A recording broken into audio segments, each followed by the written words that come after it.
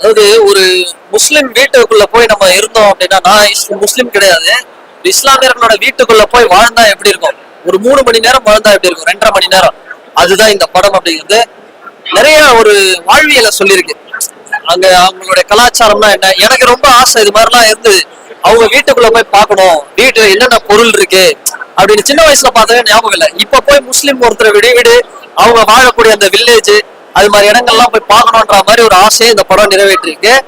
ஒரு நல்ல படம். எனக்கு தெரிஞ்ச இந்த படம் சினிமாட்டோகிராஃபிக்கு கண்டிப்பா ஒரு அவார்ட் கொடுக்கணும். ஏன்னா அந்த லொகேஷன் அவங்க சூஸ் பண்ண விதமா இருக்கட்டும், அந்த கடையநல்லூர் அந்த பகுதியில எடுத்திருக்காங்க, தென்காசி. அங்க எப்படி இருக்கும், எவ்வளவு அழகா இருக்கும் அப்படிங்கறத ஒரு விஷயத்த பண்ணிருக்காங்க. ரொம்ப நல்லா இருந்தது படம்.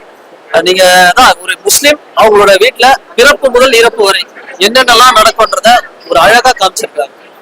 விழா கொண்டாட்டங்கள் நிறைய விஷயங்கள் இருக்கு. படம் வந்து ஒரு முஸ்லிம்க்கு மட்டுமானா கிடையாது, எல்லாருக்குமான படம் இது. கண்டிப்பா பார்க்கணும். படத்துல நல்ல கருத்துக்கள் இருக்கு.